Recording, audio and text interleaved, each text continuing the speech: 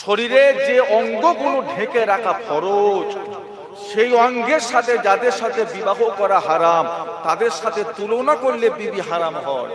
শরীরের যে অঙ্গগুলো খুলে রাখা জায়েজ, সেগুলোর সাথে মায়ের বোনের অঙ্গ তুলনা করলে বিবি হারাম হবে না।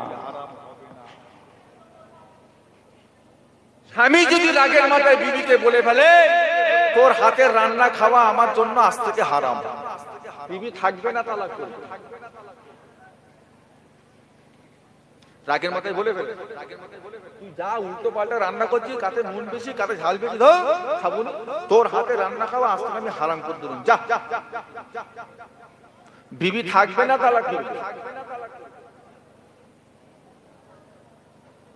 আমি রাগের মাথায় বলে ফেলেছে, তোর বিছানা আলাদা, আমার বিছানা আলাদা আসছে, তোর বিছানা আলাদা, আমার বিছানা আলাদা, তুই আমায় দেখে পর্দা কর। বিবি থাকবে না, হারাম হয়ে যাবে। স্বামী স্ত্রী পর্দা করার জিনিস তো বলছে, যে বলছে স্বামী স্ত্রী একে অপরকে পর্দা করবে। এখন স্বামী রাগের মাথায় বলছে, তুই আমায় দেখে পর্দা কর, বিবি থাকবে না, তালাক করবে। তাহলে একটা ছেলে বিয়ে করছে, খুব কুদরাচ্ছে, বিয়ে সামনে বিয়ে, চুল মূল কেটে, হ্যাঁ মোরগ ছাঁট দিয়ে, মুখ টুক সেভিং করে, একবারে বিশাল ব্যাপার। যেটা তোমার শেখার দরকার ছিল, যেই কথাটা হয়তো কোনোদিন তুমি একবার রাগের মাথায় বলে ফেলবে, কিছু একটা হয়ে যাবে, কোন কোন কথা বলা চলে, কোনটা বলা চলে না, এই জ্ঞান যদি আপনার না থাকে, আপনার বিবি একদিন হারামি হয়ে গেছে, আপনি নিজেই জানেন, তার সাথে ঘর সংসার চলছে।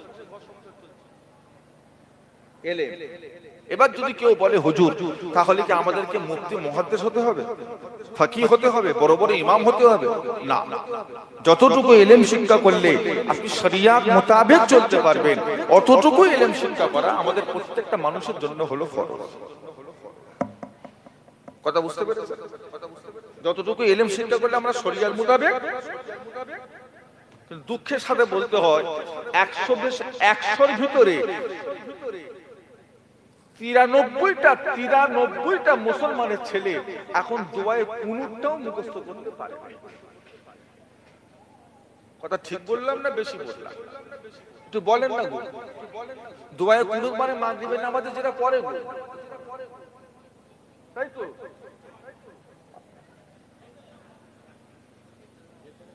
একটা মুগুল নিয়ে এসে আমার মাথায় মেরে দেয়, ফেটে মেটে চলে যায়, ঝামেলা শেষ হয়ে যায়। মাগরিবের নামাজে দোয়ায়ে কুনুত করে, আল্লাহ পাক। কোন নামাজে? বেতের।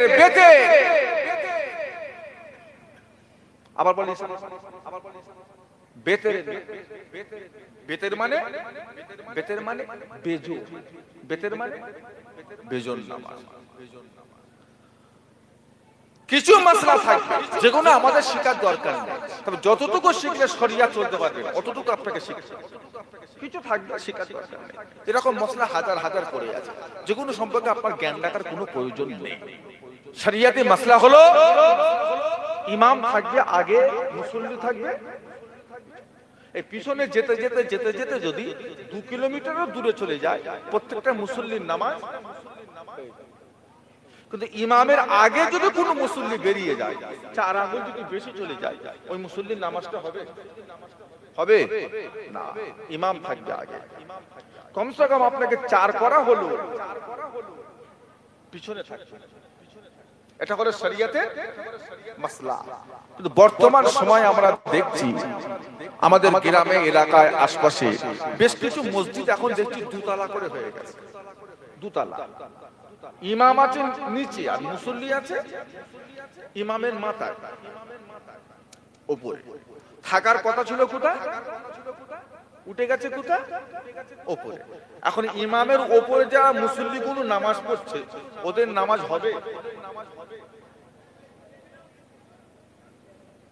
এত আওয়াজ হচ্ছে কেন বলুন তো?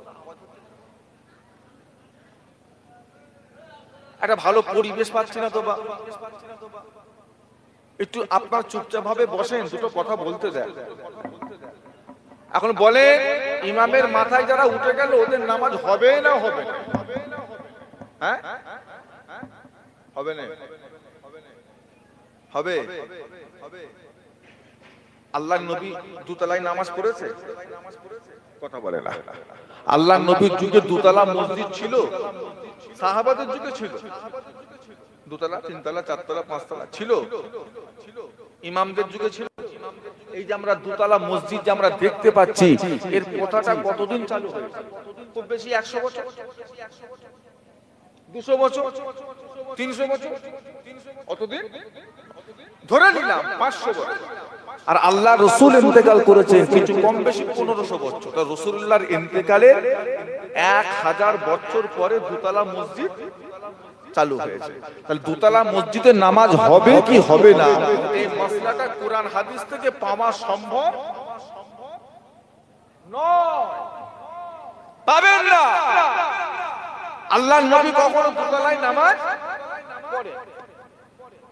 আপনি আল্লাহর কাবায় চলে যান, আল্লাহর কাবা কতলা তওয়াফ হয় জানেন? 3 তলা, একটা গ্রাউন্ড ফ্লোর, একটা তার উপরে, একটা রাসূলুল্লাহ উপর থেকে তওয়াফ করেছে? কথা বলে না। নবী করেছে? সাহাবারা করেছে?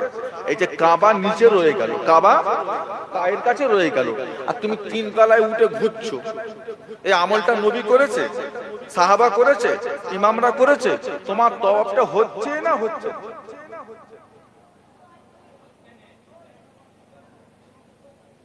এই তওয়াফটা চলবে না চলবে?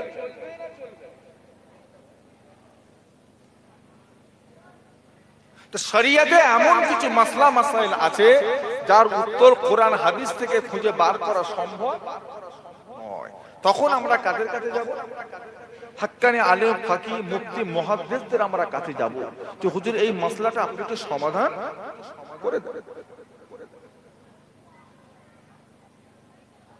এই মসলা এখন আপনার জানার দরকার নেই, তবে কোনদিন যদি এই সম্মুখীন হয়ে যায় তখন আপনাকে একটা হাক্কানি আলেমের কাছে যেতে হবে। নিজের ইচ্ছা মতো করা চলবে না। এবার এলেমের ভিতরে আল্লাহ পাক দুটো ভাগ করে দিয়েছেন। একটাকে বলা হয় ইলমুল লিসান, আর একটাকে বলা হয় ইলমুল কলব। কলবের এলেম, আর একটা মুখের এলেম। ইলমুল লিসান জবানের এলেম, ইলমুল কলব অন্তরের এলেম। এবার অন্তরের এলেমটাকে এক একটা মানুষ এক একটা নামে ডাকে। কেউ বলে ইলমে বাতিনি, কেউ বলে ইলমে তাসাউফ, কেউ বলে ইলমে মারিফা, কেউ বলে ইলমুল ইয়াকিন, কেউ বলে ইলমে ফিরাস, আবার কেউ বলে ইলমে লাদুন্নি। যে ইলমটা আল্লাহ সরাসরি বান্দার অন্তরে আল্লাহ দিয়ে থাকে। আর একটা হলো ইলমুল লিসান, কোরআন এবং হাদিসের ইলম, জবানের ইলম। তাহলে ইলম কটা? ইলমের ভাগ হলো অন্তরের ইলম, আর একটা জবানের ইলম। এখন আপনারা বলেন, আমরা যে নামাজ পড়ি, এই নামাজটা পড়তে গেলে একটা ইলমের দরকার না দুটো ইলমেরই দরকার? আপনারা কি আমার কথা বুঝতে পারছেন বাপ? নামাজ পড়তে গেলে একটা ইলমের দরকার না দুটো ইলমের দরকার? কেউ বলছে একটা ইলমের দরকার। কোন ইলম? জবানের ইলম। অন্তরের ইলমের প্রয়োজন নামাজে আছে না না? একটা মানুষ নামাজ পড়ছে, আপনি দেখছেন খুব সুন্দর করে তাকবীরে তাহরিমা বেঁধে রুকু সেজদা করে বৈঠক করে দোয়া দরুদ পড়ে সালাম ফিরিয়ে যেভাবে নিয়ম সেভাবেই নামাজ পড়ছে। আপনার দেখে এত ভালো লাগছে, আপনি মনে মনে ভাবছেন এই নামাজ পড়ছে আর আল্লাহ মনে হয় সাথে সাথেই কবুল করে ফেলছে। কিন্তু বান্দা যতক্ষণ নামাজ পড়েছে ওর মনটা নামাজে ততক্ষণ ছিল না। ওই পীরতলা বাজারে না কি বলে, মানে পীর বাজারে গিয়ে মনটা চায়ের দোকানে চুপচাপ বসেছিল, এখানে নামাজ পড়ছে আর মন, ওর নামাজটা হয়েছে না হয়? ওই নামাজ আল্লাহ নেবে না নেবে? নামাজ পড়তে গেলে শুধু অঙ্গভঙ্গ ঘোরালে হয় না, রুকু সেজদা শুধু করলে হয় না, তার সাথে নিজের মনটাকেও কতটা রাখতে হবে। আমার আপনার নবী দয়ার নবী নূর নবী বলেন, বাবারা যখন তোমরা নামাজ পড়বে, যখন তোমরা আল্লাহর ইবাদতে মশগুল যখন তোমরা হয়ে যাবে, যখন তোমরা নামাজে দাঁড়িয়ে যাবে, নামাজ পড়তে পড়তে তোমরা দেখতে পাবে তোমাদের নামাজে তোমরা রব্বুল আলামিন আল্লাহ পাককে তোমরা জানো, দেখতে পাচ্ছ। জোরে বলো, মহব্বতে বলেন না বাবারা। তোমরা নামাজ পড়তে পড়তে তোমাদের মনে যদি এটা না হয়, কমসে কম তোমরা এটা মনে করে নিও রব্বুল আলামিন আল্লাহ পাক তিনি আমাদেরকে দেখতে পান। আল্লাহ রাসূল বলেছে আনতা মুদাল্লাহ, আনতা মুদাল্লাহ। যখন তোমরা ইবাদত করবে, যখন তোমরা নামাজ পড়বে, তখন তোমরা মনে মনে ভাববে তুমি যেন আল্লাহকে দেখতে পাচ্ছ। এই টাফ ব্যাপার, এই কঠিন ব্যাপার, এতটা যদি গভীরে তুমি যদি নাও যেতে পারো, তো কমসে কম এটা মনে করে নিও আল্লাহ তোমাদেরকে দেখতে পাচ্ছেন। এখানে অনেক মানুষ বসে আছে 70 বছর বয়স, অনেক মানুষ বসে আছে 80 বছর বয়স, 50 বছর বয়স। কেউ নামাজ ধরেছে 20 বছরে, কেউ নামাজ ধরেছে 30 বছরে, কেউ নামাজ ধরেছে 15 বছরে, কেউ 30 বছর নামাজ পড়েছে, কেউ 15 বছর নামাজ পড়েছে, কেউ আবার 40 বছর নামাজ পড়ছে। একটু বলেন তো বাপ, 40 বছর আপনি নামাজ পড়ছেন, আজ পর্যন্ত নামাজে আপনি আল্লাহকে দেখতে পেয়েছেন? এই মনটা আপনি তৈরি করতে পেরেছেন? একটু হাহু দেন। নামাজ পড়তে পড়তে আপনি আল্লাহকে দেখছেন, নামাজে এই মনটা আপনি তৈরি করতে পেরেছেন? কি নামাজ পড়ছেন? নবী যে বললেন তোমরা নামাজ পড়বে আর মনে মনে ভাববে আল্লাহকে দেখতে পাচ্ছ, তাহলে এই নামাজটা আপনি কবে পড়বেন? আল্লাহ রাসূল বলেছে এইটা যদি নাও হয়, কমসে কম তোমরা মনে করো আল্লাহ তোমাদেরকে দেখতে পাচ্ছে। আচ্ছা, এই মনটাও কি তৈরি করতে পেরেছে? নামাজে আল্লাহ দেখছে, ভুল করা যাবে না, মনটাকে অন্য জায়গায় নিয়ে যাওয়া যাবে না। আল্লাহ অন্তর্যামী, অন্তরের খবর রাখে, নামাজেই মন রাখতে হবে। এই মনটাও কি নামাজে তৈরি করতে পেরেছে? একটু হাহু দেন না। তার মানে আপনি অন্তরটাকে এখনো তৈরি করতে পারেন না। এবার বলে, নাপিত হতে গেলে যদি গুরু লাগে, উস্তাদ লাগে, টিচার লাগে, কারো কাছে শিখতে লাগে, কামার কুমোর হতে গেলে যদি শিক্ষক লাগে, জামার দোকানে টেলার হতে গেলে, কাটিং মাস্টার হতে গেলে যাতে শিক্ষক লাগে, আমি নামাজ পড়বো আর নামাজের ভিতরে মনে মনে ভাববো আমি আল্লাহকে দেখতে পাচ্ছি, এই মনটা তৈরি করতে গেলে একটা উস্তাদ, গুরু, পীর, বুজুর্গ, শায়েখ যাই বলে একটা দরকার আছে না? এই মন আপনি একা একা জীবনও তৈরি করতে একটা গুরুর দরকার, শিক্ষকের দরকার। আপনি একাই মন তৈরি করতে পারবেন। নামাজ পড়েছিলেন হযরত আলী রাদিয়াল্লাহু তাআলা আনহু। জিহাদের ময়দানে পায়ে একটা তীর গিয়েছিল, তীর। যতক্ষণ তিনি ঘুরে ফিরে বেরিয়েছেন, কারো সাহস হয়নি তীরটাকে টেনে বার করা। তীরের একটা স্বভাব, যেটা দিয়ে ঢুকবে সামনে দিক দিয়ে বেরোবে, পিছন দিক দিয়ে বেরোবে। আর হযরত আলীর পায়ে তীরটা ঢুকে মাথাটা সামনের দিকে বার হয়নি, ভিতরেই রয়ে গেছে। হাত দিলেই কষ্ট পাচ্ছেন, সাহাবারা কেউ ছুঁতে পারছে না। হযরত আলী নামাজে দাঁড়িয়ে গেলেন, আসরের নামাজ। চারজন সাহাবা মিলে টেনে হিচড়ে পায়ের গোড়ালির ভেতর থেকে টেনে হিচড়ে তীরটাকে বার করে ফেলেছে। হযরত আলী নামাজে একবার উহু আহা কোনো শব্দই তিনি করেন নাই। জোরে বলুন, কি নামাজ? আমাদের তো হাত পালাতে, মশা কামড়াচ্ছে অটোমেটিক হাত পালাতে। নামাজে দাঁড়িয়ে দাঁড়িয়ে চুল কাটছে, নামাজে দাঁড়িয়ে দাঁড়িয়ে ঢেকুর তুলছে। কি নামাজ হযরত আলী পড়েছে?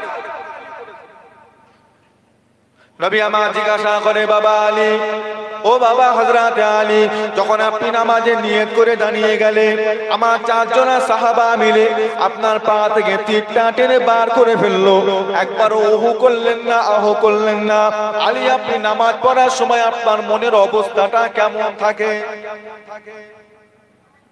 ও ভাইজানেরা, হযরত আলী জবাব দিয়েছিলেন, ইয়া রাসূলুল্লাহ, ইয়া হাবিবাল্লাহ, আমি আলী যখন নামাজের নিয়ত করে দাঁড়িয়ে যাই, আমি আলী যখন নামাজের নিয়ত করে যখন আমি আলী দাঁড়িয়ে যাই, আমার মনে হয় আমি যেন তখন আল্লাহর কাবার ভিতরে প্রবেশ করে গিয়েছি।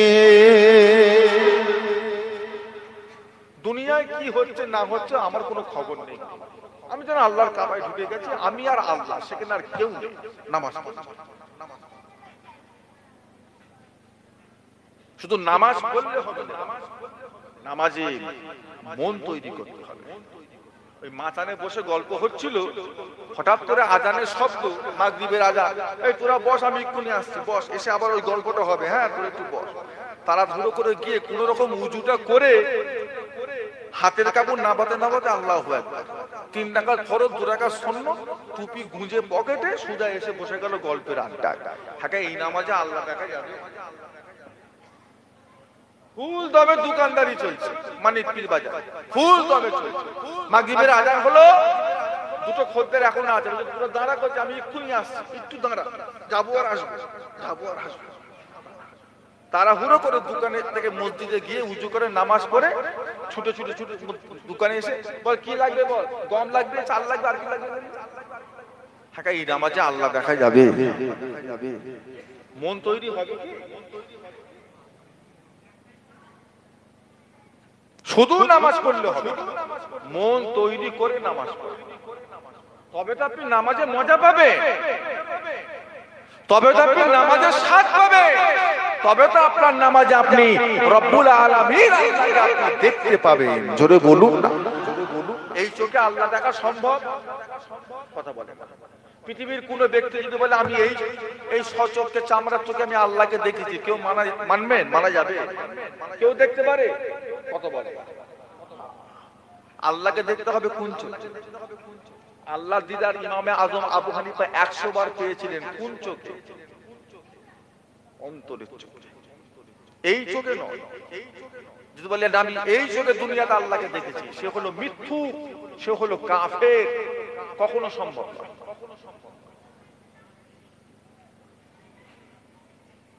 এই মনের জন্য তাসাউফ আমল করে, আল্লাহ ওয়ালাদের সোহবতে যা,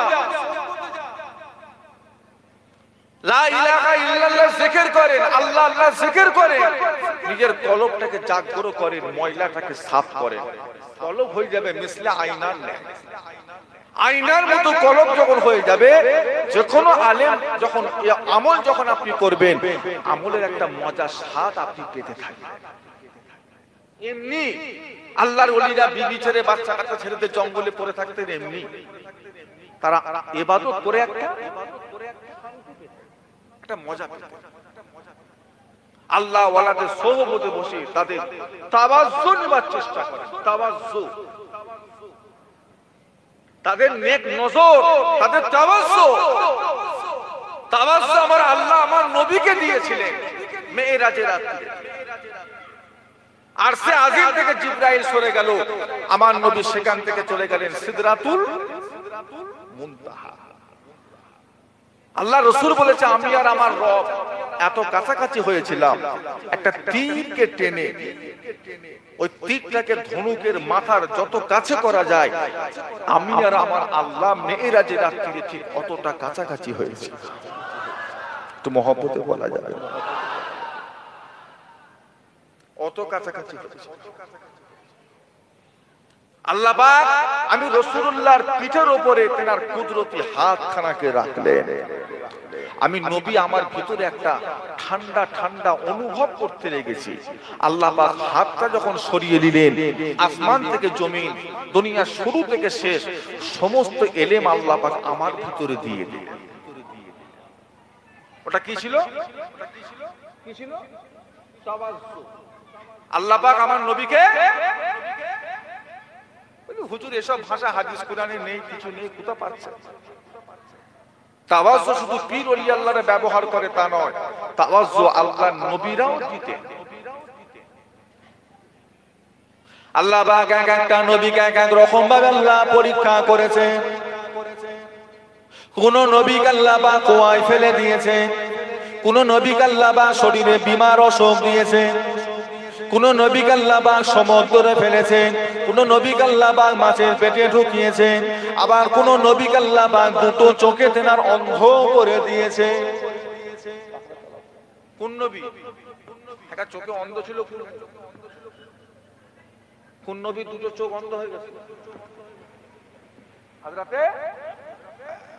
হযরতে ইয়াকুব আলাইহিস সালাম। কার জন্য অন্ধ হয়েছিল?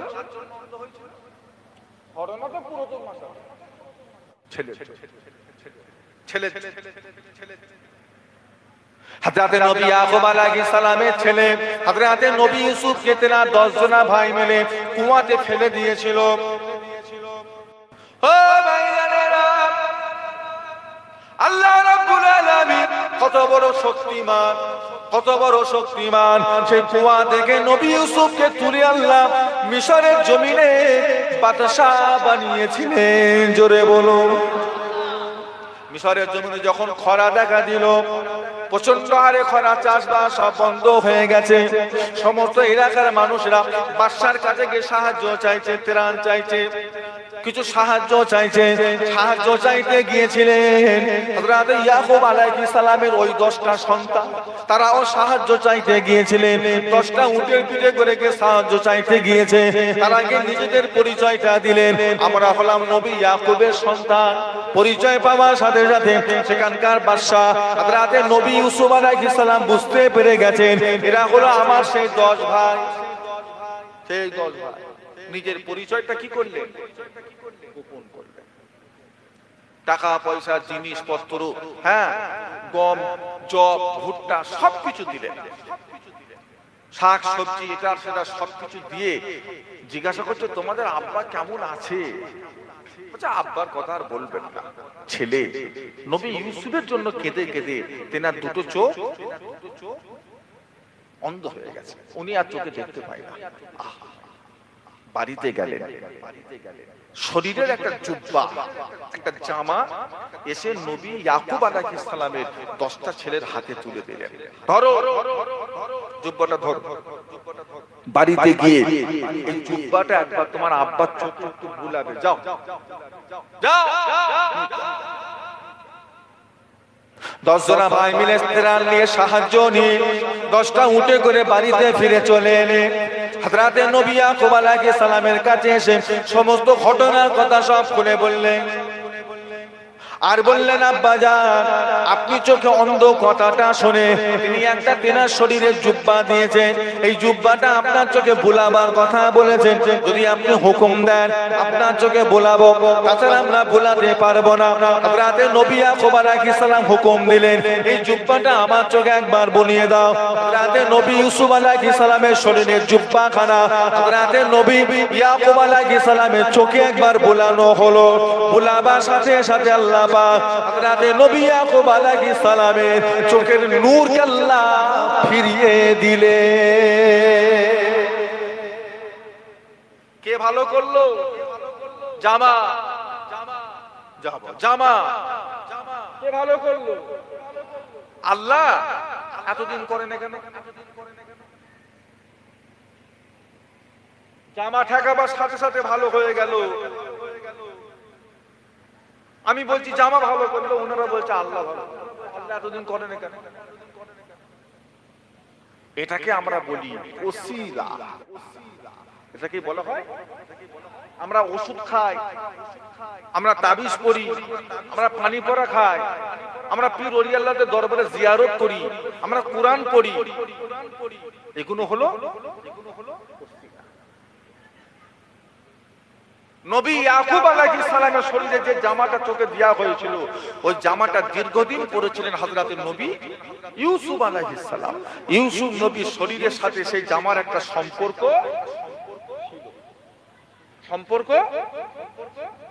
এখন যদি ফুলফুরা শরীফের দাদা হুজুর কেবলা একটা পাগড়ি যদি আমি পাই, ছোট হুজুরের হাতের লাঠিটা যদি আমি পাই, মেজ হুজুরের একটা লুঙ্গি যদি আমি পাই, বড় হুজুরের একটা ঘাড় রুমাল যদি আমি পাই, সেটাকে নিয়ে যদি আমি একটু চুমু খাই, একটু চোখে মুখে বুলোই, একটু বুকে বুলাই, সেরে হবে?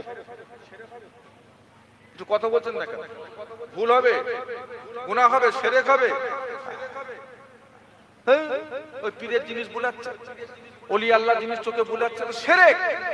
এটা যদি শিরক হয়, নবী ইউসুফ আলাইহিস সালামের জুব্বা ওনার আব্বার চোখে বুলানো হলো, তাহলে ওটাও কি হবে? কথা বলছেন না? আম্মা জান হযরত আয়েশা সিদ্দিকা রাদিয়াল্লাহু ছিল। ও মদিনার মানুষেরা, মদিনার মানুষদের ভিতরে যখন কারো শরীর অসুস্থ হয়ে যেত, খারাপ হয়ে যেত, আমি আয়েশা আল্লাহর নবী জুব্বাটা নিয়ে ওই মানুষটার বাড়িতে হাজির হয়ে যেতাম। ওই মানুষটার বাড়িতে হাজির হয়ে গিয়ে আল্লাহর নবী জুব্বাটা নিয়ে একটা পাত্রে পানি রেখে আল্লাহর নবী জুব্বাটা ডুবিয়ে দিতাম।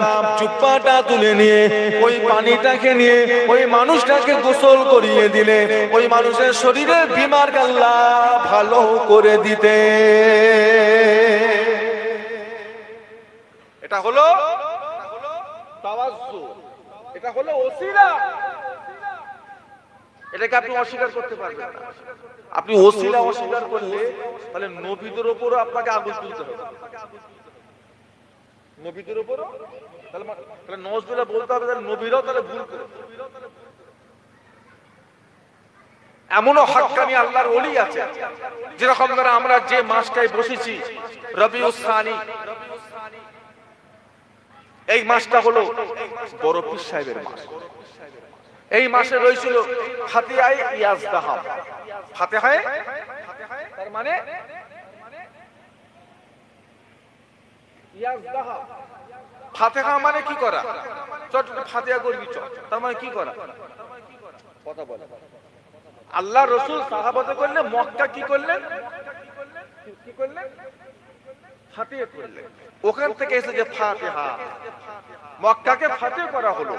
আর আমরা যখন কোনো বাড়ি যখন দোয়া খায়ের করতে যাই, তখন আমরা কি বলি? ছোট ফাতিহা করে আসি।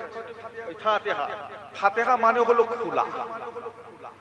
ফাতিহা মানে হলো জায়গাটাকে খোলা, জায়গাটাকে দেখা, পর্যবেক্ষণ করা। ফাতিহায়ে ইয়াজদাহাব, ইয়াজ মানে 10, দাহাম মানে 1, তার মানে হলো 11 শরীফ।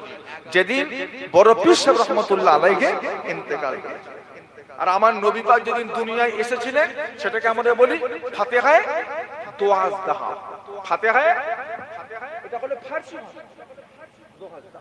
দুহাজ মানে হলো 11 আর দাহাম মানে 1, হলো কত? ফাতিহায়ে ইয়াজদাহাব, ফাতিহায়ে।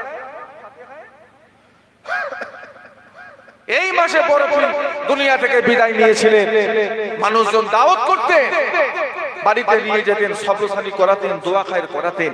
একদিন বড় পীরকে দাওয়াত করেছে, খাওয়া দাওয়া করাবে, হুজুরকে হাত ধোয়াচ্ছেন।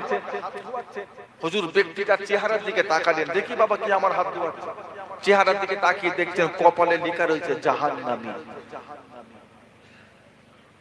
জাহান্নামী। বড় পীর সাহেব দেখার সাথে সাথে আল্লাহর কাছে দোয়া চাওয়া শুরু করে দিলেন। আল্লাহ, আমি আব্দুল কাদেরের হাত ধোয়াবে আর সেই ব্যক্তিটা মরণের পরে জাহান্নামে যাবে। আল্লাহ, এটা কি হয়? আল্লাহ, যতক্ষণ না পর্যন্ত ওর কপাল থেকে জাহান্নামী কেটে জান্নাতি না হবে, আমি আব্দুল কাদের ততক্ষণ হাত ধোয়া বন্ধ করব না। জোরে বলুন না। মহব্বতে বলা যাবে না, অস্বীকার করবে। কেউ দেখতে পেল না, বড় পীর একা দেখতে পেয়ে গেল। কেউ দেখতে পেল না, বড় পীর একা দেখলো।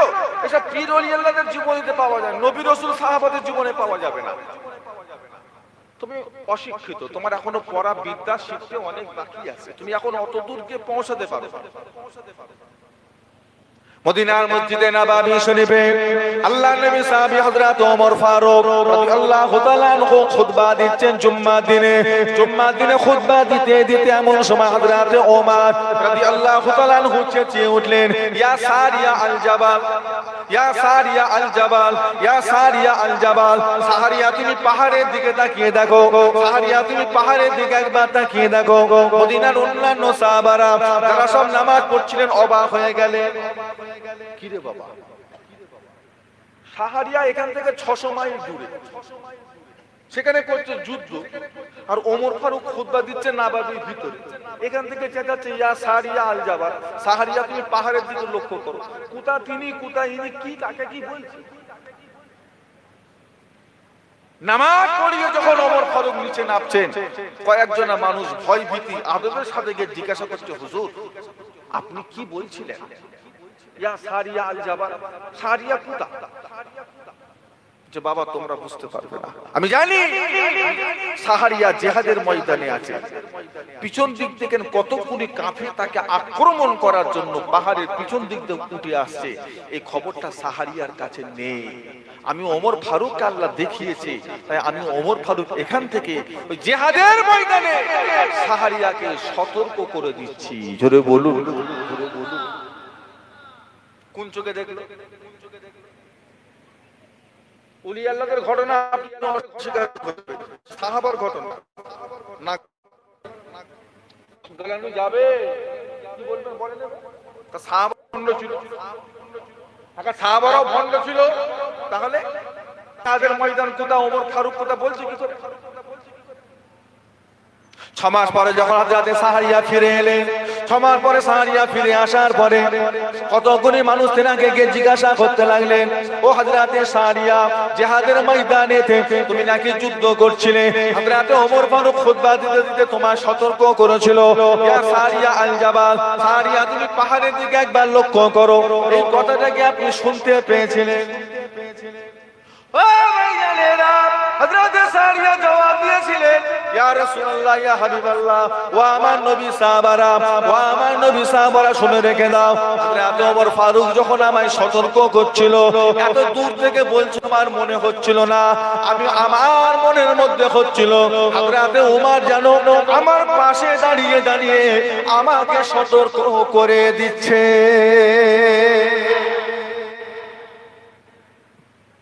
সাহাবা হুজুরদের ভিতরে ইলমুল কল, ইলমে তাসাউফ, ইলমে বাতিনি শিক্ষাটা ছিল না ছিল? এটা কি নতুন করে ভেসে উঠলো না আগে থেকে ছিল? এটা নতুন কিছু না। পীর ওলি আল্লাহদের জিনিসকে তাবারক হিসাবে রেখে দেওয়া, পীর ওলি আল্লাহদের জিনিসকে রেখে রেখে রেখে দেওয়া, তাকে সম্মান করা, আদব করা, এটা আজকের ব্যাপার নয়। এই আমলটা আগে থেকেই হয়ে আসছে।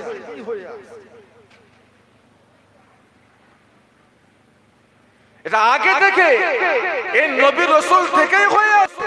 এটা সাহাবা হুজুরদের মধ্যে ছিল, তাবে তাবিনের ভিতরে ছিল। বর্তমানে তবে আখেরি জামানা তো পীর আল্লাহর ওলিদের বুজুর্গ থাকবে না, অনেক কমে যাবে। মানুষ এবার এখন আর হিদায়াতের দিকে নয়, এবার মানুষ কুফরির দিকে, জুলুমের দিকে। কথা সত্য না মিথ্যা? নতুন করে লোকে এবার হিদায়াতের সংখ্যা বাড়বে না, কুফরির সংখ্যা বাড়বে? কুফরির সংখ্যা বাড়বে। মানুষ নতুন করে বেশি কাফের হবে না নতুন করে বেশি ঈমানদার হবে? এবার মানুষ নতুন করে কাফের হবে, ঈমানদার আর হবে না। এটা কিয়ামতের আলামত। পীর ওলি আল্লাহদের বুজুর্গি কমে যাবে, কামাই রুজিতে বরকত আল্লাহ তুলে দেবে। বরকত মানুষের মানুষের বাপ বেটা, বেটা বেটি, মা বাপ, ছেলে পুলে, এদের ভিতরে লজ্জাকে আল্লাহ কি করবে? লজ্জার কাপড়কে আল্লাহ তুলে দেবে। দেখ ছেলে পুলে, বাপ বেটি একসাথে বসে বসে টিভি দেখছে, একসাথে বসে বসে বাজে বাজে একসাথে বসে বসে ছেলে বাপ বসে বসে একসাথে বসে বসে মদ খাচ্ছে, একসাথে বসে বসে সিগারেট খাচ্ছে। তার মানে কি? এদের লজ্জা নেই। শহরের দিকে হয়ে গেছে, কিছুদিনের মধ্যে গ্রামের দিকে চলে আসে। এবার দেখবেন গ্রামের মধ্যে কিয়ামত হবার আগে জিবরাইল ফেরেশতা 10 বার দুনিয়ায় আসবে, 10টা নিয়ামতকে তিনি তুলে নেবেন। তার ভিতরে লজ্জা উঠে যাবে, রহম উঠে যাবে, মানুষের মধ্যে দয়া, ভালোবাসা, এই জিনিসটা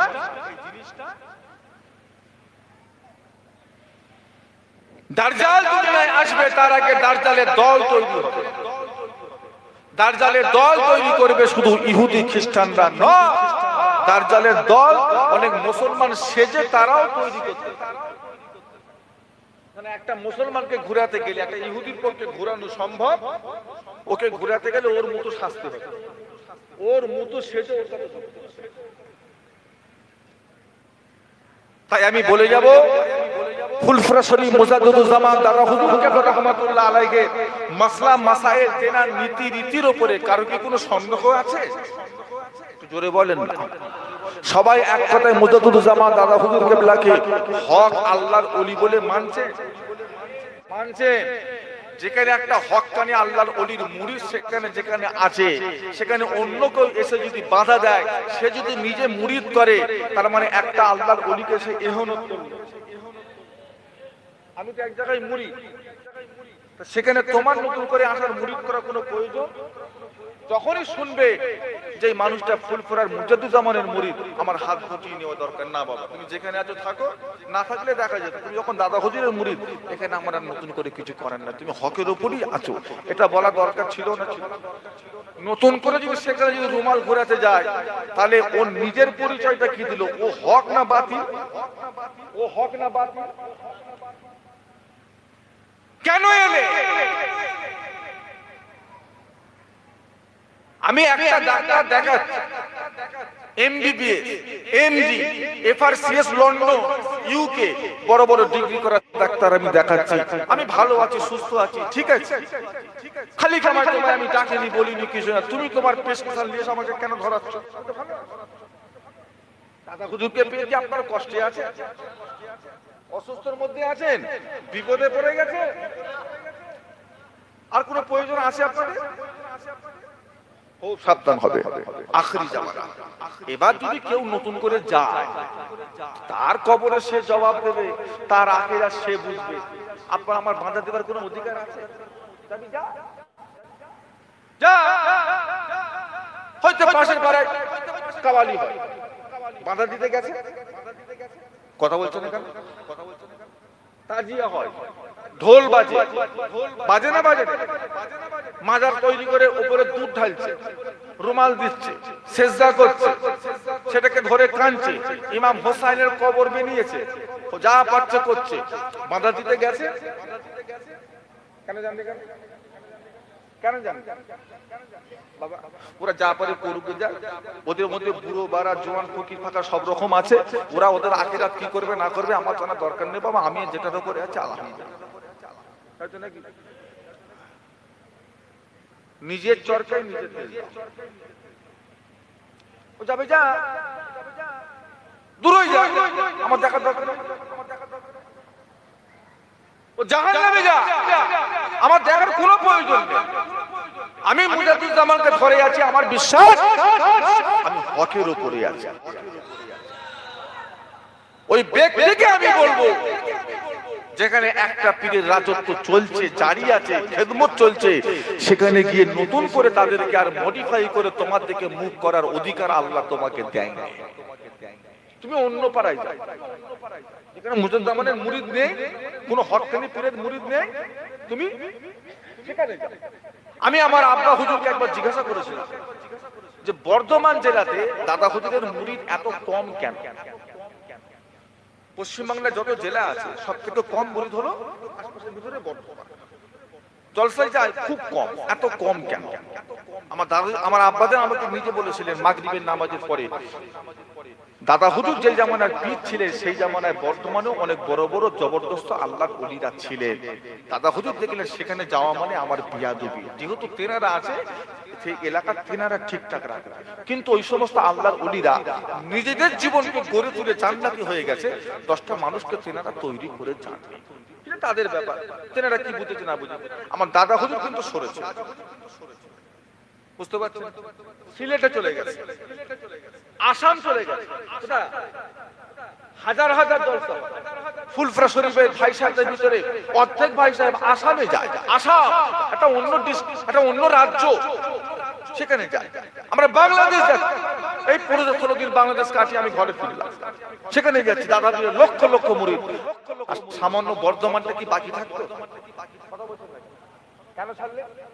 একটাই বাবা, ওখানে পীর ওলি আল্লাহ আছে, তারা খেদমত করুন, আমি এই এলাকায় খেদমত করি, ওনারা ওখানে করুন।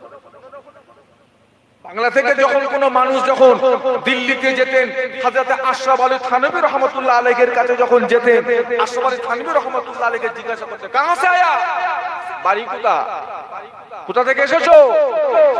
বলছে হুজুর বাঙ্গাল সে, পশ্চিম বাংলা থেকে। আরে কেন কেন?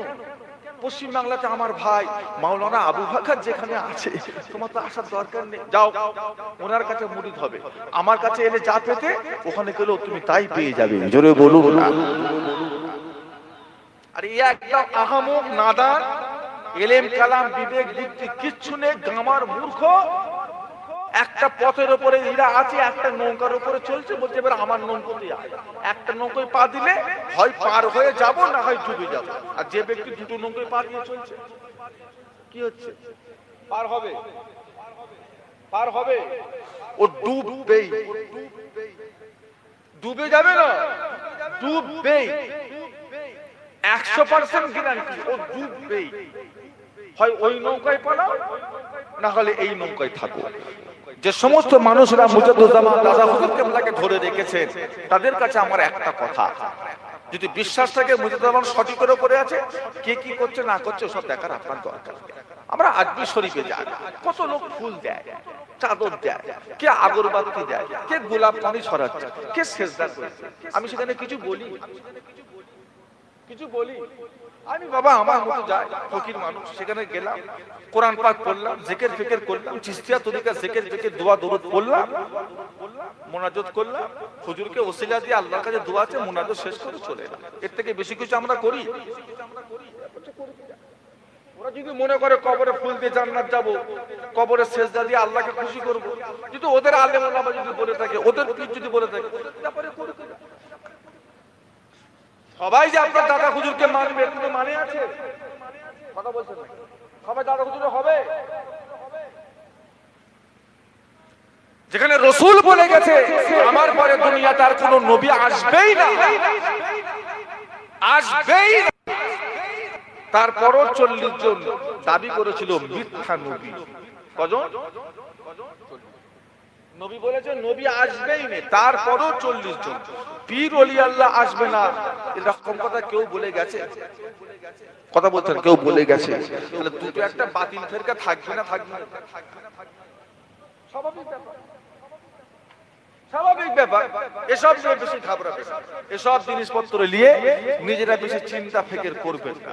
আপনি সঠিকের উপর আছেন, আপনি আমরা বিবি বাচ্চাদের নামাজ রোজা হজ যাকাত দান খাইরা আলহামদুলিল্লাহ, আলহামদুলিল্লাহ। মরণের আগে ছেলেগুলোকে ওসিয়াত করে যাবেন, দাদা পীরকে ধরে রেখেছিলাম, সঠিকের উপর ছিলাম বাবা, অনেক ঘুরেছি, অনেক তামাশা দেখেছি বাবা, দেখে শুনে দেখে নিয়েছি, মুজাদ্দুজ্জামান আলহামদুলিল্লাহ, হ্যাঁ আমরা সঠিকের উপর আছি বাবা, তুইও দাদা পীরকে ধরে থাক। এই ওসিয়াতটা বাপের তরফ থেকে ছেলেকে করে যাবে। ছেলে এবার উপযুক্ত হবে, যদি সে ভালো করে দাদা পীরকে ধরবে, যদি মনে করে না একটু এদিক ওদিক করা দরকার আছে, ওর জন্য কি আপনি দায়ী হবে? দায়ী হবে? ওর ব্যাপার, সেটা ওর ব্যাপার। তবে আমার ফুলপুরার পীর মুজাদ্দিদুজ্জামান দাদা হুজুর কেবলা রাহমাতুল্লাহ আলাইহি শুধু একটা তরিকার মানুষ ছিলেন না। ও ভাইজানেরা, আল্লাহ রাব্বুল আলামিন আমার মুজাদ্দিদুজ্জামান দাদা হুজুর কেবলাকে আল্লাহ বাবা 4 তরিকার পীর করেছিলেন। জোরে বলো, মহব্বতে বলেন। ফুলপুরা শরীফ থেকে পশ্চিম দিকে ধনপুতা বলে একটা জায়গা আছে, যে জায়গাটার উপরে বর্তমানে একটা ঈদগাহ করা হয়েছে, ঈদগাহ। ওই জায়গাটার কদর কতটা, ওই জায়গাটা সম্মানের কতটা, যে জায়গায় বসে বসে মুজাদ্দিদুজ্জামান দাদা হুজুর কেবলা 22টা বছর আল্লাহর ইবাদত করেছিলেন। শুধু পীর দাবি করেছে? কলকাতা মানিকতলা ওই মুন্সিপাড়া লেন সুফি ফাতে আলী ওয়াইসি রহমাতুল্লাহ আলাইহির দরবারে বসে বসে হুজুরের পিশাবের লুটা পড়েছে। বুঝতে পারছেন? জুতো ঠিক করেছে, হুজুরের পীর ঘুমাতে আর দাদা হুজুর কেবলা হুজুরের পায়ের কাছে ঘুমিয়ে হুজুরের পায়ের কড়ি আঙুলটা চুষতে, পায়ের আঙুল চুষতে। এমনি এর মতো কত আগাল বাগাল ছাগাল চেষ্টা করেছে, মুখ পুড়ে গেছে। আমার দাদা হুজুরের কিচ্ছু হয়নি, ইজ্জত আল্লাহ আরো বাড়িয়ে দিয়েছে। কালকে দাদা হুজুর কেবলা কলকাতায় বসে আছে, একজনা মানুষ ওকে বলছে আপনি পীর দাবি করছেন, কি পীর হয়েছে?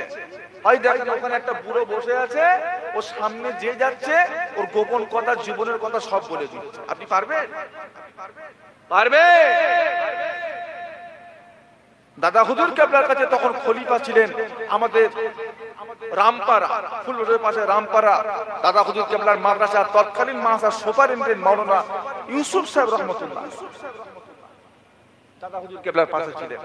ডাকলেন, ডেকে বলতে যাও তো মাওলানা সাহেব কি বলছে দেখে এসো তো, কে নাকি সব বলে দিচ্ছে, গোপন কথা ভেতরের কথা বলে দিচ্ছে, যাও তো বাবা দেখে এসো তো। দাদা হুজুর কেবলার খলিফা মাওলানা ইউসুফ সাহেব রহমতুল্লাহ আলাইহিকে দেখতে গেলেন। দেখতে গিয়ে সামনে যখন গিয়ে দাঁড়িয়েছে তখন ওই বুড়ো বলছে মেরা কাম কোই বিগাড় কিয়া, মেরা কাম কোই বিগাড় কিয়া। আর অন্য কিছু বলতে পারছে সব বন্ধ, মেরা কাম কোই বিগাড় কিয়া, ইস জায়গা কোই আয়া মেরা কাম কোই বিগাড় কিয়া। মাওলানা ইউসুফ সাহেব রহমতুল্লাহ আলাইহিকে দাদা পীরের কাছে চলে গেলেন। ওই লোকটা বলছে হুজুর কি ব্যাপার হলো? দাদা হুজুর বলে কি বাবা কি খবর? বলছে হুজুর ও একটা বেঈমান, ও একটা কাফের, মানুষের নফসকে ধোঁকা দেওয়ার জন্য একটা ফেরেশতা আছে, যে ফেরেশতার নাম হলো হামজা শয়তান। কি শয়তান? আল্লাহ কোরআন পাকের মধ্যে বলেছেন অকুর রব্বি আউযু বিকা মিন হামাজাতিশ শায়াতিন ওয়া আউযু বিকা রব্বি আন ইয়াহদুরুন।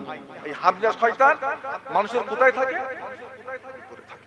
ও জীবনের সমস্ত কথা ওই শয়তান সব জানে। ও কোথায় যাচ্ছে, কি করছে, কি খাচ্ছে, কোথায় কি সম্পর্ক রেখেছে, কত টাকার মালিক, ও মনে মনে কি ভাবে, কি করবে, সে খবর ওই হামজা শয়তান রাখে। ওই বেঈমান কাফের ওদের খারাপ ইবাদত করে করে, নোংরা কাজ করে করে, কুফরি কালাম করে করে ওই হামজা শয়তানকে কব্জা করাটা জিনিসটা ও শিখে গেছে। যখন কোন ব্যক্তি ওর সামনে যায় তখন ওই ব্যক্তির হামজা শয়তানটাকে টেনে নিয়ে তার থেকে কথাগুলো শুনে এই মানুষটাকে সব বলে যায়, অবাক হয়ে যায়, সব বলে দিল। মাওলানা ইউসুফ সাহেব রহমতুল্লাহ আলাইহি গিয়ে কি করেছে, ওই হামজা শয়তানটাকে ধরে উনি পাকড়াও করে রেখেছে। যেই ধরে রেখে দিয়েছে ও বুবা খালি বলছে মেরা কাম কোই বিগাড় কিয়া, মেরা কাম কোই বিগাড় কিয়া। যেই শয়তানের সাহায্যে ওই বুড়ো কথা বলছিল, ইনি কে সেই শয়তানটাকে আর বলতে পারবে ওর আর কিছু আছে? অন্ধকার। এই হলো ফুলপুরা শরীফের মুজাদ্দিদ দাদা হুজুর। এটা নিজে থেকে কোনো বানাওয়াতি জিনিস না, এটা মোবাইল ফেসবুকে প্রচারের পীর নয়।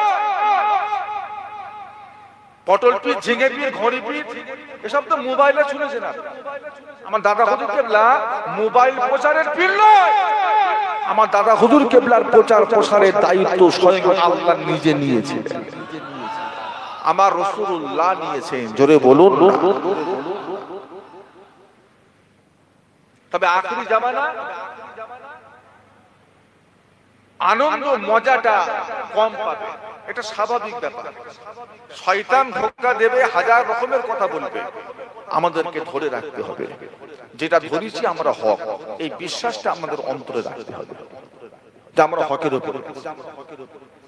মুজাদ্দিদুজ্জামান দাদা হুজুর কেবলা রাহমাতুল্লাহ আলাইহি ধনভুতার আকার জঙ্গলে বসে বসে যখন চিশতিয়া তরিকা জিকির করতেন, ও ভাইজানেরা, আল্লাহর ওলি মুজাদ্দিদুজ্জামান দাদা হুজুর কেবলা যখন চিশতিয়া তরিকা জিকির করতেন, আল্লাহ আল্লাহ আল্লাহ আল্লাহ করে চিশতিয়া তরিকা যখন জিকির করতেন, জিকির করতে করতে দাদা হুজুর কেবলা দেখতে পেতেন ওই জায়গাটায় একটা অন্য একটা মানুষ এসে হাজির হয়ে গিয়েছে। মানুষটা দাদা হুজুর কেবলার কাছে এসে বলে, মাওলানা আবু বকর, ও মাওলানা আবু বকর, আপনি চিশতিয়া তরিকা জিকির করেন, আপনি চিশতিয়া তরিকা জিকির করেন। আমি আপনার জন্য দোয়া করছি, আল্লাহ পাক আপনাকে ফায়দা দেবে। দাদা হুজুর কেবলা জিজ্ঞাসা করে, কে আপনি, কোথা থেকে এসেছে? মানুষটা যখন বলেছে, বাবা আবু বকর, তুমি আমাকে চিনতে পারো না, এত সময় ধরে তুমি যেই তরিকা জিকির করছিলেন, আমি হলাম সেই তরিকার পীরানে পীর হযরত খাজা মঈনুদ্দিন চিশতি। জিকির করো বাবা, আমি দোয়া করি আল্লাহ তোমাকে ফায়দা দেবে। হ্যাঁ, ইতিহাস ভুলে গেলে হবে? ইতিহাস ভুলে যাওয়া মানে তো নিজের মেরুদণ্ড হাড়কে ভেঙে দেওয়া। আপনি জানেন না, আপনার মুজাদ্দুজ্জামান যখন আরবি শরীফের বুকে গেছিলেন, সিজদা চলছে, হাজত চলছে, মান্নত চলছে, দাদা হুজুর কেবলা সেখানে গিয়ে প্রতিবাদ করছে, কি করছিস তোরা? সব বন্ধ কর, এসব বন্ধ কর। মুজাদ্দুজ্জামান দাদা হুজুর কেবলার সঙ্গে যারা ঝগড়া করলো, অশান্তি করলো, হুজুর কেবলা বললো, বাবা সাথে আমার দরকার নেই, বাহাস করবে বাহাস না। কি চাও? খাজা হুজুরকে দেখতে চাও না শুনতে চাও? কি চাও বাবা তোমরা? কি চাও বাবা তোমরা? ওরা বলছে আমরা দেখতেও চাই, শুনতেও চাই। বাবা যাও উজু করে এসো, যাও। প্রত্যেকটা মানুষ উজু করে এসে বসলে, চোখ বন্ধ করো, সবাই চোখ বন্ধ করে বসে দাদা হুজুর কেবলা আল্লাহর কাছে দোয়া চেয়েছিলেন। এক একজন চোখ খুলছে আর বলছে, আমার সঙ্গে খাজা হুজুরের জিয়ারত নসিব হয়ে গেছে। কেউ বলছে আমার সঙ্গে খাজা হুজুরের দিদার হয়ে গেছে, কেউ বলছে আমার সঙ্গে খাজা হুজুরের কথা হয়ে গেছে। খাজা হুজুর কে বলেছে, বাবা ফুরফুরার মাওলানা আবু বকর যে কথাটা বলছে, কথাটা সত্য, ওনার কথাটা তোমরা সবাই মেনে নাও। জোরে বলবেন। এই হলো আমাদের পীর। ইতিহাস ভুলে গেলে হবে? এখনো পর্যন্ত ফুরফুরার মুরিদ দেখলে আজমিরের লোক আজও ইজ্জত করে। এবার কিছু ভেড়া থাকবে, কিছু মাতাল, কিছু গেঁজা খো, গেঁজা খায়, বুঝতে পারছেন? গেঁজা খায়। আপনারা দেখেন না, আমরা আমি কে দেখেছি ওই পিছন দিকে বসে বসে এইভাবে ধরে ধরে গেঁজা খাচ্ছে, শুধু ধোঁয়া ধোঁয়া। গেঁজা টেঁজা ছেলে চোখ মুখ সব লাল চাল করে ওটা আদর টাদর মেখে পান পরা টান পরা খেয়ে বেরিয়ে চলে এলো। ফেরেস্তা ঘুরছে, একদম পাক্কা খাদেম ঘুরছে, পাক্কা গেঁজা খাচ্ছে, বুঝলে? এসব কুফরি কালাম করে, বাড়ির মেয়েদের উপর বইদের উপর কুফরি কালাম করে। কিছু শয়তান আছে, সেই লূত নবী জামানার উম্মতের মতো স্বভাব, বুঝতে পারছেন না? সমগামী, সমগামী, ছেলে ছেলেকে বিয়ে করে, মেয়ে মেয়েকে বিয়ে করে। অন্যান্য দেশে এটা সরকারি ভাবে প্রত্যেকে রায় দেওয়া আছে, করতে পারে। আমাদের দেশে এখনো পর্যন্ত সরকারি ভাবে রায় হয়নি, তবে অনেক জবরদস্তি করছে, এটা যেন হুকুম দেওয়া হয়, ছেলে ছেলে বিয়ে, মেয়ে মেয়ে। এটা কোন নবী জামানার উম্মতের স্বভাব? বলে কোন নবী জামানা? হযরত লূত আলাইহিস সালাম। এই কিছু শয়তানদের এই স্বভাব ঢুকে গেছে, কিছু মাদ্রাসার উস্তাদদের এই স্বভাব ঢুকে গেছে। কিছু কিছু পীর দাবি করছে, চ্যাংরা চ্যাংরা জোয়ান জোয়ান মোটা মোটা ফর্সা ফর্সা ছেলে, দেখবেন ওদের মুড়ি ওদের পিছন পিছন ঘোরে, লক্ষ্য করে দেখবে রাত 1টা 2টো 8টার সময় সুর সুর সুর করে দেখবে ওর ঘরে ঢুকছে। একটা ছেলে ঘরে ছেলে ঢুকে সন্দেহ করবে? কথা বলবেন? নোংরা কাজ করে, নোংরা কাজ করে। আমি আপনাকে একটা নয় একাধিক পেপার দেখিয়ে দেবো, বাংলাদেশে কত হুজুর ধরা পড়েছে এই নোংরা। আমাদের পাশে, এই এলাকার পাশেই একটা মাদ্রাসা, তখন আমার সাইফুল চাঁদা হুজুর কেবলা হায়াত, বুড়ো 55-60 বছর বয়স, রাত 1টা 2টার সময় চুপি চুপি করে মাথা ছেলেদের হোস্টেল রুমে ঢুকে একটা ছেলেকে তুলে পাশে নিয়ে গিয়ে নোংরা।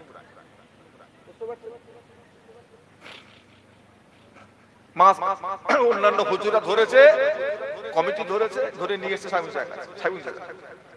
তওবা টওবা পড়ি, আবার মাস খানেক পর দিকে আবার ধরে নিয়ে এসছে, কি হচ্ছে হুজুর তওবার ওপর নেই, ও আবার নোংরা কাজ করেছে, আবার হাত ধরে আবার তওবা, আবার নিয়ে গেছে, আমার আব্বার কাছে নিয়ে গেছে, এই পাশ। আব্বা বলছে বাবা আমি কি করবো, বড় ভাই কাছে যাও, আমাকে বলে সাথে করে নিয়ে যাও। বচ্চাটা বলছে, স্বামীটা বলছে আর হবে না, এক কাজ কর, মাটি খুঁড়ে পুঁতে, ঠিক এই ভাষা বললেন। বললো ইয়ার তওবা করিয়ে হবে না, বলছি এক কাজ কর, ঘরে যে মাটি খুঁড়ে জিন্দা পুঁতে মাটি চাপা দেবে, হয়ে যাবে। কবার তওবা করাবি? খুব সতর্ক হবে, ছেলে পুলেদের দিকে লক্ষ্য রাখবে, শয়তানি স্বভাব। পীর দাবি করে করে ঘরে ঢুকছে, চ্যাংরা চ্যাংরা ছেলেদের সঙ্গে হই হই করছে, ও মতলব ভালো না, ও মতলব ভালো না, ও বুড়ো বয়সে বাঁদরামি ধরেছে। লক্ষ্য করবে, পরিবেশ শেষ করে ফেলছে।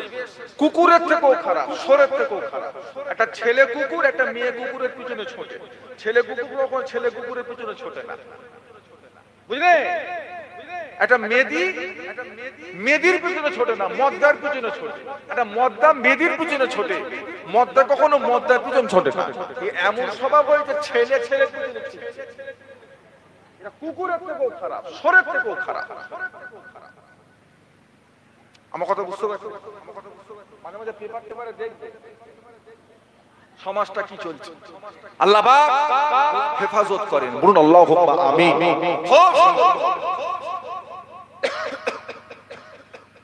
আমাদের মুজাদ্দিদুল জামান তিনি হলেন ফুলপুরার পীর দাদা হুজুর কেবলা রাহমাতুল্লাহ আলাইহি। জামানার মুজাদ্দিদ, আমি মুজাদ্দিদ, আমার লোককে দিয়ে বলাবো, আমার শাখরেতকে দিয়ে বলাবো, কি গো বলে বলে মুজাদ্দিদ হওয়া যায়? কথা বল। তাহলে এবার যখন গ্রামে ঢুকবে, ফুলপুরে একটা মুজাদ্দিদের কবর আছে, আপনার গ্রামে একটা মুজাদ্দিদের কবর হোক, এটা আপনারা চান না?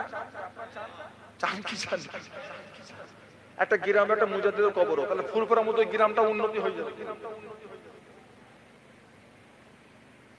হুজুর কেরামতি ফাঁস করছে, নিজের কেরামতি নিজেই ফাঁস করছে। ফাঁস করতে বলছে বাবারা, আমার কবর যে গ্রামে হবে সেই গ্রামে রহমতের অভাব থাকবে না, শুধু রহমত আর রহমত, বড় বড় রহমত। লোকের বাড়ি ঘর তো পাকা হয়ে যাবে, সোনা গয়নায় হিরে মুক্ত জহরের ছড়াছড়ি যাবে। আমার কবর যে পাড়ায় হবে সে পাড়ার লোকেদের রোগ বিমার বালা মুসিবত কিচ্ছু থাকবে। হুজুর ওয়াজ নসিহত করে রাত গভীর, হুজুর ঘরে শুয়ে আছে, আর কমিটির ছেলে কিছু গ্রামের কিছু জোয়ান ছেলেদের আলোচনা করছে, কি করবি বল। কেন? বলছে এত বড় রহমত ছাড়া যায় কি? যে কি চাইছি? বলছে এক কাজ কর, হুজুরকে মেরে গ্রামে পুঁতে দিই। কোন গ্রামে মরবে তার ঠিক আছে? এত বড় রহমত থেকে বঞ্চিত হওয়া যায়, মেরে পুঁত, গ্রামেই থাক, পরে আল্লাহর কাছে মাপটা চেয়ে নিয়ে যাবে, সমস্যা। এখন এই রহমত আর ছাড়িস কি? কেরামতি যখন নিজে বলেছে তো ব্যাপার আছে, আর ছেড়ে লাভ নেই, তা একটা ভুল হবে হোক, ওকে গ্রামেই অন্যরা বলছে হুজুর কবর মারা যায় মানে সে তো নিজেই বললো, তোরা শুনিস যে আমার কবর যে পাড়ায় হবে রহমতের অভাব থাকবে না। এই সুযোগ ছাড়ছিস কি করে?